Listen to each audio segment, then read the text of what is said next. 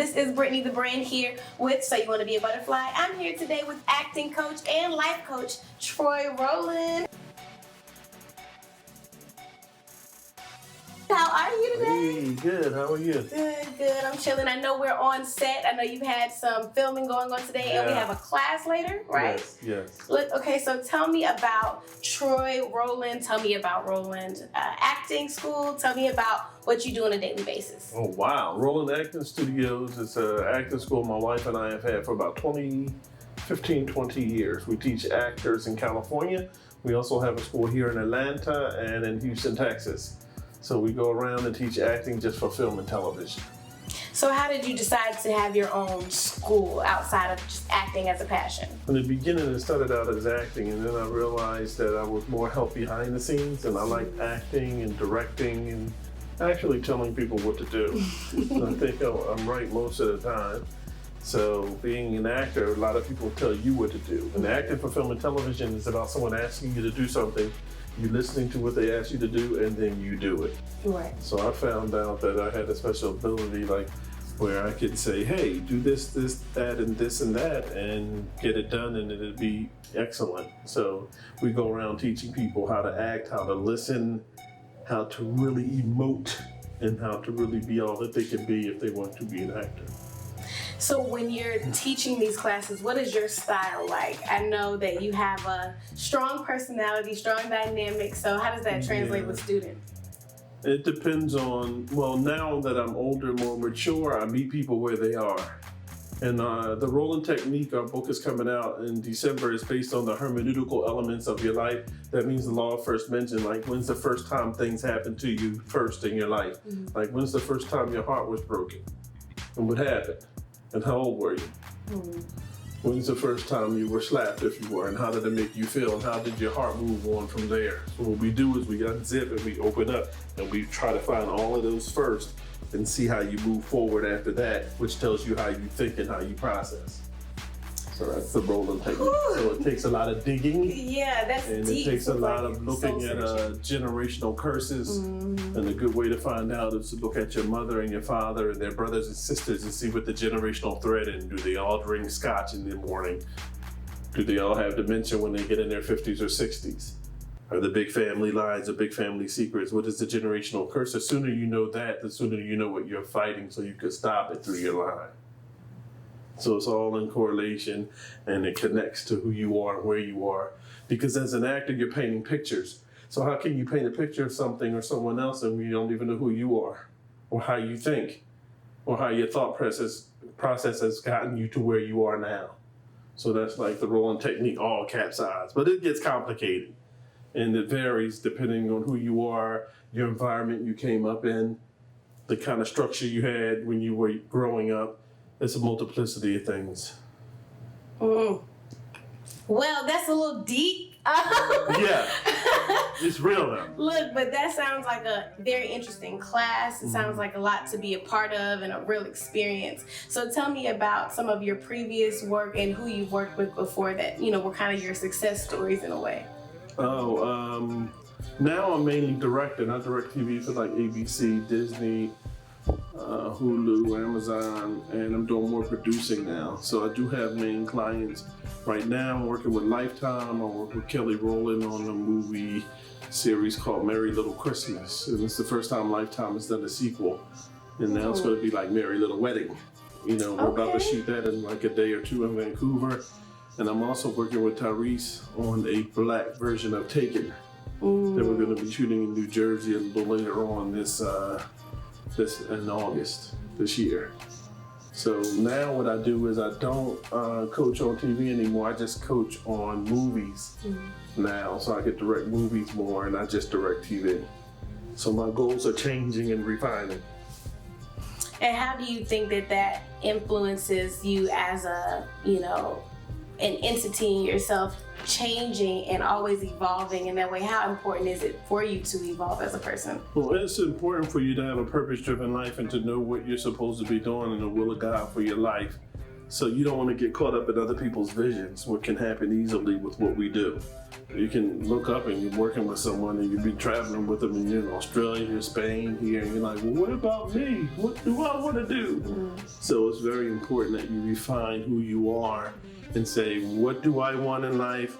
What do I want to do? Where am I going? And what are my short-term goals? So I can knock them off one at a time and achieve them so that I can be happy from the inside out. And sometimes it's tough.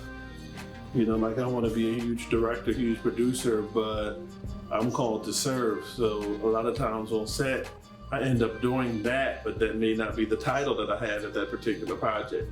But God blessed me and anointed me in a way to do that, to be able to be a helper to others, to fit things together neatly.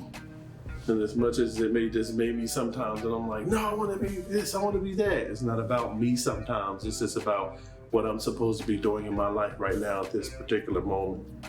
And it's called living a purpose-driven life and knowing where you're supposed to be, when you're supposed to be doing it. And it's about surrendering and decreasing in you, and that God increasing you, not you. And just be like, okay, all right, what am I going to do? Okay, what do I want to do? Am I being stingy? What am I supposed to be doing? Which could be two different things. So what do you think is like an Achilles heel, if you will, when it comes to actors, directors, the industry in general, that can make or break your talent? Knowing who you are. Knowing who you are and what you stand for. Somebody told me real early in my career, failure will never overtake you if your determination to succeed is strong enough. Stand for something or you'll fall for anything. If you're in this for the money, you'll find yourself doing things, tricking out. Somebody come and give you that meal ticket. Yeah, man, I got this million for you. Here's what I need you to do. What won't you do? What will you do? You have to write a line, 1, 2, 3, 4, 5. 1, 2, 3, 4, 5. Because I know people who said, oh, I would never do this, and they did that and they got that bill ticket. But now they can't forget that one night that they did what they did to get what they got, and it will never erase. So they try to drink it away, smoke it away, but that night still comes up. So what will it profit for you to get all the money? I used to think that money is the answer. Like right now, if you have $50 in your pocket, and you're like, man, if I had $50 million, man, I'll be happier. Guess what? If you had $50 million tomorrow, you'll be the same person with that 50, but just with 50 million. So same problem. So if you're blowing a little bit of weed, if you only could get $5 or $10 worth of weed, now you got 50 million. Give me 5 pounds, please. Yeah. If you home watching pornography, you got 10 cents, but the porn is free. Next thing you know, you got a whole stripper club in your house. So whatever it is, that thing that you're trying to feed, it's an internal thing. It's not about, oh, if I had the money will cover it. It won't, it'll expose it. And that's what people don't understand. So it becomes about what do you really want? And it becomes a heart issue. Because out of your heart is the issues of life. Like right now, today, what was the most dominant thought in your whole mind today? That's who you were today.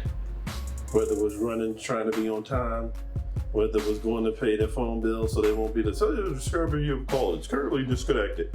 Whatever it was, the most dominating thought in your mind, that's what's running you, and that's out of your heart. So out of your heart are the issues of your life. So your challenge is to find out where your heart is at this particular point and what direction is it headed in. And then try to curve out those things that are not good and that are toxic for you and try to shield them to the side and just try to keep moving. Not being perfect, but being acutely aware of where you are and where you're going. Because you're human and you have flesh and you're going to make mistakes. But you don't want to wallow in it and keep making the same mistake over and over again. Because that's foolishness. What he said, all of that. That was amazing. It wasn't playing, it's real talk. No, it was. I mean, that's... You can get this in your 20s? Whoa! You're rich! Yeah. You're rich in spirit. I hope you guys are watching this. Rich. If you're watching it for the third time, watch it again, all right? B2B. when it comes to 2020, right? Everybody said that this was their year, right? Everyone came in the year full speed ahead saying, okay, now I'm gonna start that business. Now I'm going to record that album. And then a lot of people just got hit, boom, running full speed, ran into a brick wall.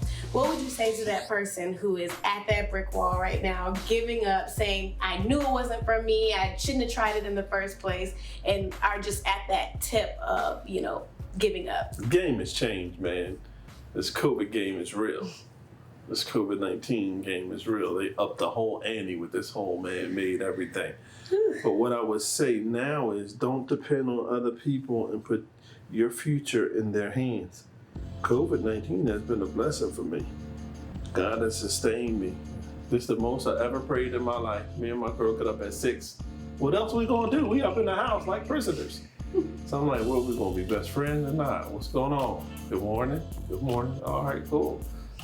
You know what I mean? The most I've been worked out, but most I've been consistent in everything. But people have to remember, God is still in control. So what I would do is I would admonish people to goal set and to really sit down and say, you know what? My favorite scripture and my favorite phrase in the Bible is it came to pass. Girl broke your heart yesterday. You cried, guess what? It came to pass. It might be a month, it might be 6 months, it might be 4 months, but it came to what? Pass. It came to pass. Yeah.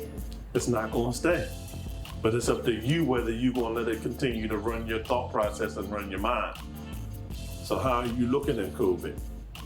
Are you looking at it as a blessing to reset? Are you looking at it as to say, okay, now I have some time? If you look at the world as healing itself, I live in California, and it's the first time in 15 years the ocean is blue. It'd be like my skin, it'd be brown, trashy. I was at the beach the other day. Man, the whales were playing, the dolphins were playing, they were chasing each other. It was blue water. I said, dang, I said, whoa. God know what he's doing. But if you listen to the news cycle and let it scare you, yeah, COVID, you go outside, the particles are in the air. Okay. Next thing you know, you go, and then you laying home, I'm sick, let me get some NyQuil. No, stop. Don't let other people dictate your life. Know what you want to do and go for it. Because what do you have to lose? What? Nothing. What do you have to lose? Why not? Why not you? Why not? Why can't you be a millionaire? But it takes principles and some things to follow. You can't be a millionaire every time you get $20 spending it and have $2 left. So what are you going to structure, set goals, and say, you know what? I'm not going out like this. You know what? COVID's not going to take me out like this. You know what? I have faith. You have to have hope. Hope is future oriented. Man, I hope tomorrow will be a good day today. Man, I hope that girl call me tomorrow. Now you believe in something positive. Man, I hope tomorrow, or you wake up, today is just terrible. I feel terrible. You know what? You're right, buddy. Get away from me. Keep feeling terrible, buddy. You know what? I just don't feel good today. Today is going to be a terrible day. You're right. You just spoke it. You get as far away as the east is from the west from me. Bye. So you need to get a class, okay? Because I need to feel this energy from more people out there. If you are looking at this, please make sure that you follow. So I would like for you to tell us what you have coming up and where they can find you, because I know everybody is pulling out a pen and paper right now. Yes, TroyRowland.com, TroyRowland.com. Don't come if you're not coming real. You're welcome. You know what I'm saying? Yes, but no. Yeah. Thank you so much. This was absolutely amazing. Make sure you go and check out Troy Rowland. Again, this is Britni The Brand, at Britni The Brand on Instagram. Britni The Brand. BritnithiBrand. I'll see you next time. Thank you again, Troy. Britni The Brand. Peace. Britni The Brand. Britni The Brand. Yeah, get it right. Gang. Yes.